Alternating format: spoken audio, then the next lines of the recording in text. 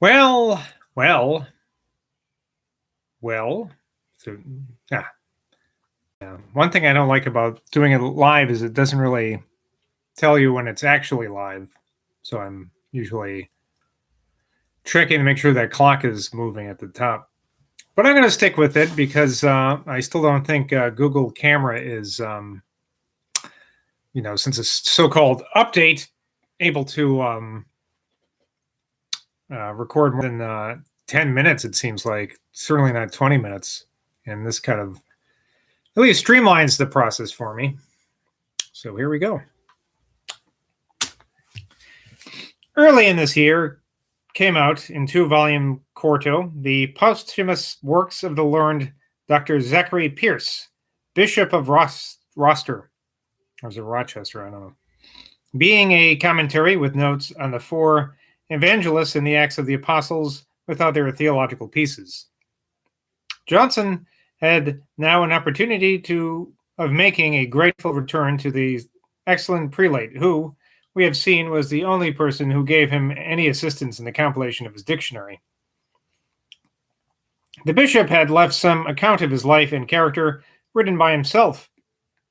To this, Johnson made some valuable additions, and also furnished to the editor, the Reverend Mr. Derby, a dedication, which I shall here insert, both because it will appear at this time with peculiar propriety, and because it will tend to propagate and increase that fervor of loyalty, which in me, who boasts of the name of Tory, is not only a principle, but a passion.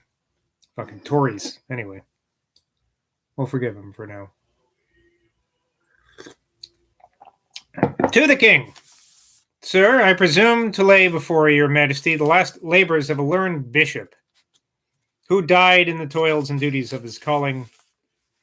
He is now beyond the reach of all earthly honors and rewards, and only the hope of inciting others to imitate him makes it now fit to be remembered that he enjoyed in his life the favor of your majesty. The tumultuary life of princes seldom permits them to survey the wide extent of national interest without losing sight of private merit, to exhibit qualities which may be imitated by the highest and the humblest of mankind, and to be at once amiable and great. Such characters, if now and then they appear in history, are contemplated with admiration. May it be the ambition of all your subjects to make haste with their tribute of reverence, and as posterity may learn from your majesty how kings should live, may they learn, likewise, from your people how they should be honored. I am, may it please your majesty, with the most profound respect, your majesty's most dutiful and devoted subject and servant. So that was Johnson there, I'm assuming. In the summer, he wrote a prologue, which was spoken before A Word to the Wise, a comedy by Mr. Hugh Kelly, which had been brought upon the stage in 1770. But he being a writer for ministry in one of the newspapers, it fell a sacrifice to popular fury, and in the playhouse phrase, was damned. By the generosity of Mr. Harris, the proprietor of Covent Garden Theatre, it was now exhibited for one night for the benefit of the author's widow and children.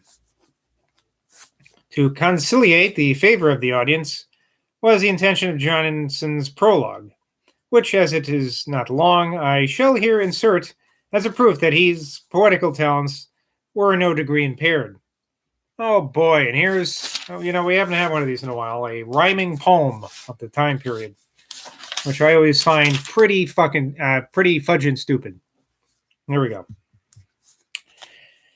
This night presents a play, which public rage, or right or wrong, once hooted from the stage. From zeal or malice, now no more we dread, for English vengeance wars not with the dead. A generous foe regards with pitying eye the man whom fate has laid where all must lie. To wit, reviving from its author's dust, be kind, ye judges, or at least be just. Let no renewed hostilities invade the oblivious grave's inviolable shade. When what upon the chimney I hear but the little footsteps of 4 reindeer. No, okay. Sorry. The oblivious grave inviolable shade. Let one great payment every claim appease, and him who cannot hurt allow to please by scenes unconscious of offence, by harmless merriment or useful sense, where aught or bright or fair the piece displays, approve it only, 'tis too late to praise. If want of skill or want of care appear, forbear to hiss, the poet cannot hear. By all like him must praise and blame be found, at last a fleeting gleam or empty sound. Yet there shall calm reflection bless the night, when liberal pity dignified the light, when pleasure fired her touch at virtue's flame, and mirth was bounty with an humble name. All right, Johnson, there you go. At least he didn't capitalize mirth there, or pleasure, or virtue for that matter. Anyway, not a fan of poetry from this time period. A circumstance which could not fail to be very pleasing to Johnson occurred this year. The tragedy of Sir Thomas Overbury, written by his early companion in London, Richard Savage, was brought out with alterations at Drury Lane Theatre. There's a footnote from a later editor. It was not at Drury Lane, but at Covent Garden Theatre that it was acted.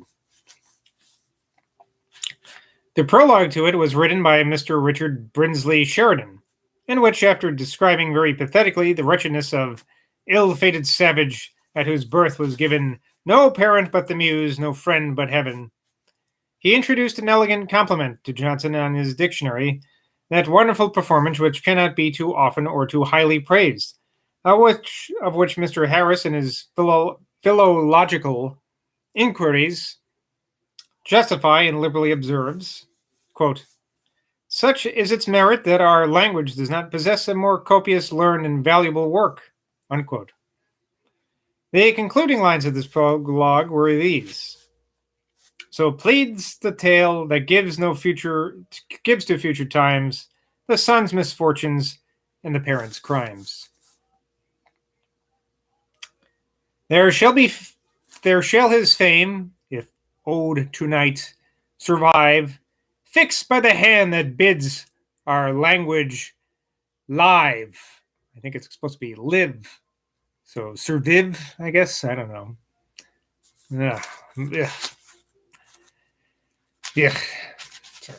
Mr. Sheridan here at once did honor to his taste and to his liberality of sentiment by showing that he was not prejudiced from the unlucky difference which had taken place between his worthy father and Dr. Johnson. I have already mentioned that Johnson was very desirous of reconciliation with old Mr. Sheridan. It will therefore not seem at all surprising that he was zealous in acknowledging the brilliant merit of his son. While it has as yet been displayed only in the drama, Johnson proposed him as a member of the literary club, observing that, quote, he who has written the 2 best comedies of his age is surely a considerable man, unquote. And he had, accordingly, the honor to be elected, for an honor is undoubtedly must be allowed to be when it is considered of whom that society consists, and that a single black ball excludes a candidate.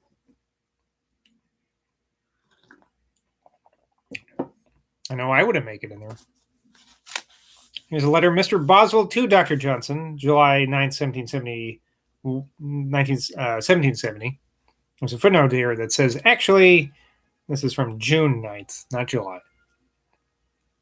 My dear sir, for the health of my wife and children, I have taken the little country house at which you visited my uncle, Dr. Boswell, who, having lost his wife, is gone to live with his son.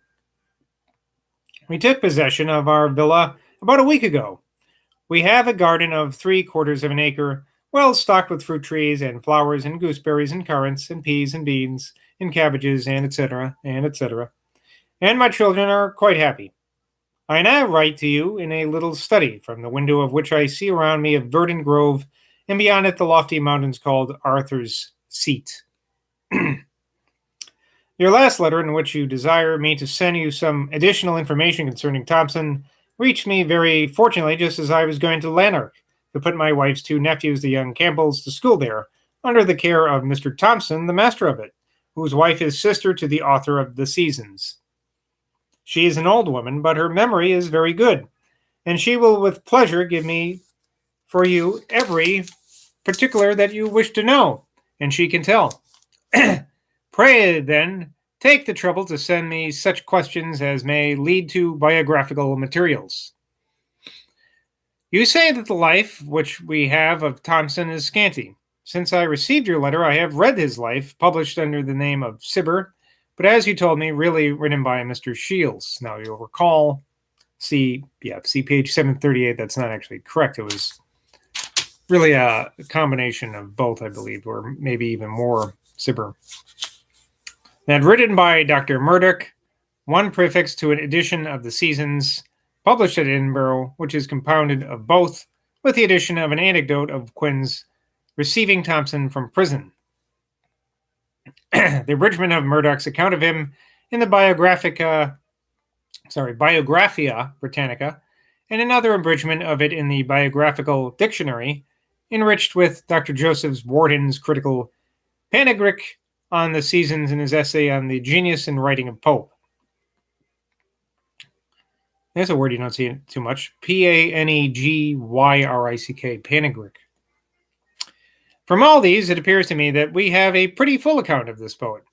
However, you will, I don't, not show me many book. Let me start that again. However, you will, I doubt not, show me many blanks, and I shall do what can be done to have them filled up. As Thompson never returned to Scotland, which you will think very wise, his sister can speak from her own knowledge only as to the early parts of his life.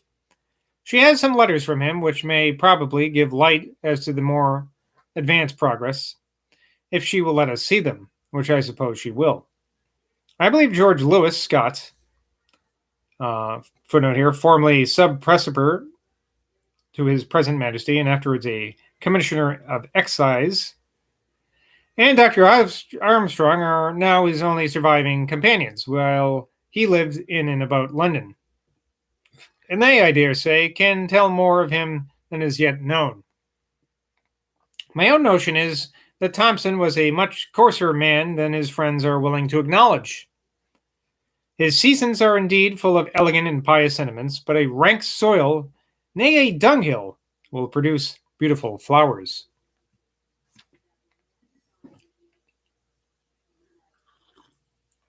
It's a long letter from Boswell, one of his longest, I think. Your edition of the English Poets, footnote here that says Dr. Johnson was not the editor of this collection of the English poets. He merely furnished the biographical prefaces. But I guess Boswell doesn't know that here. Your edition of the English Poets will be very valuable on account of the prefaces and lives. But I have seen a specimen of an edition of the poets at the Apollo Press at Edinburgh, which, for excellence in printing and engraving, highly deserves a liberal encouragement. Most sincerely do I regret the bad health and bad rest with which you have been afflicted, and I hope you are better. I cannot believe that the prologue which you generously gave to Mr. Kelly's widow and children the other day is the effusion of one of sickness and disquietude, but external circumstances are never such indications of the state of man. I send you a letter which I wrote to you 2 years ago at Wilton, and did not send at the time for fear of being reproached of indulging too much tenderness, and one written to you at the tomb of Melanchthon, which I kept back, lest I should appear at once too superstitious and too enthusiastic. I now imagine that perhaps they may please you. You do not take the least notice of my proposal for our meeting at Carlisle. There'll be a footnote about this that I will get to later. Though I have meritoriously refrained from visiting London this year, I ask you if it would not be wrong that I should be 2 years without having the benefit of your conversation, when, if you come down as far as Derbyshire, we may meet at the expense of a few days' journeying, and not many pounds. I wish you to see Carlisle, which made me mention that place. But if you have not a desire to complete your tour of the English cathedrals, I will take a larger share of the road between this place and Ashburn. So tell me where you will fix for our passing a few days by ourselves. Now don't cry, foolish fellow, or idle dog. Chain your humor and let your kindness play. Now back to that footnote about Carlyle. Dr. Johnson had himself talked of our seeing Carlyle together. High was a favorite word of his to denote a person of rank. He said to me, Sir, I believe we may meet at the house of a Roman Catholic lady in Cumberland. A high lady, sir. I afterwards discovered that he meant Mrs. Strickland, sister of Charles Townley, Esquire, whose very noble collection of statues and pictures is not more to be admired than his extraordinary and polite readiness in showing it, which I and several of my friends have agreeably experienced. They who are possessed of valuable stores of gratification to persons of taste should exercise their benevolence in imparting the pleasure. Grateful acknowledgments are due to Wellborn Ellis Agar, Esquire, for the liberal access which he is pleased to allow to his exquisite collection of pictures. And now back to our regularly scheduled letter. You will rejoice to hear that Miss MacLeod, or of Rassai, is married to Colonel Muir Campbell, an excellent man. His name is Muir, M-U-R-E. An excellent man with a pretty good estate of his own, in the prospect of having the Earl of London's fortunes and honors. Is not this a noble lot for our fair Hebridean? How happy am I that she is to be in Ayrshire. We shall have the Laird of Rassai and old Malcolm, and I know not how many gallant MacLeods in bagpipes, etc., etc., at Owencleck. Perhaps you may meet them all there. Side note for myself here, I've noticed they've used the term pretty good a couple times, and I wonder if it can't possibly mean what we think of when we hear that phrase now. Pretty good. It must mean actually it's pretty good. Or I don't know. Just a side note thought. Back to the letter. Without doubt, you have read what is called The Life of David Hume, written by himself with the letters from Dr. Adam Smith subjoined to it. Is not this an age of daring effrontery? My friend Mr. Anderson, professor of natural philosophy at Glasgow, at whose house you and I supped, and to whose care Mr. Wyndham of Norfolk was entrusted at that university, paid me a visit lately. And after we had talked with indignation and contempt of the poisonous productions with which this age is infested, he said there is now an excellent opportunity for Dr. Johnson to step forth. I agreed with him that you might knock Hume and Smith's heads together and make vain and ostentatious infidelity exceedingly ridiculous. Would it not be worthy or while to crush such noxious weeds in the moral garden? Side note from myself here. I thought Johnson was okay with Adam Smith. I know he didn't like Hume, but I thought I remember Adam Smith popping up at some point at a table with him or something, but maybe I'm confusing with another Smith.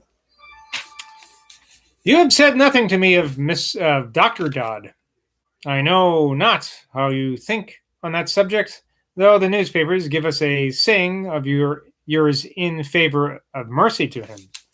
But I own I am very desirous that the royal prerogative of remission of punishment should be employed to exhibit an illustrious instance of the regard which God's vigilant will ever show to piety and virtue. That's quite a sentence. Let me read that again.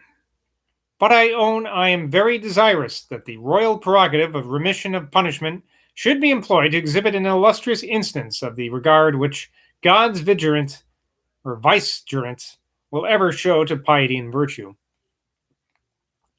If for 10 righteous men the Almighty should have spared Sodom, shall not 1,000 acts of goodness done by Dr. Dodd counterbalance one crime? Such an instance would do more to encourage goodness than his execution would do to deter from vice. I am not afraid of any bad consequence to society, for who will persevere for a long course of years in a distinguished discharge of religious duties with a view to commit a forgery with impunity? Pray make my best compliments acceptable to Mr. and Mrs. Thrale by assuming them of my hearty joy. Assuring them of my hearty joy that the master, as you call him, is alive. I hope I shall often taste his champagne, soberly. I have not heard from Langton for a long time. I suppose he is, as usual, studious the busy moments to deceive. I remain, my dear sir, your most affectionate and faithful humble servant, James Boswell. All right. It was a long letter from Boswell. You know, he's probably had longer letters, but he's never, he's always cut them, abridged them. That time he gave us the full one. Anyway, till next time, bye from Boswell. Bye.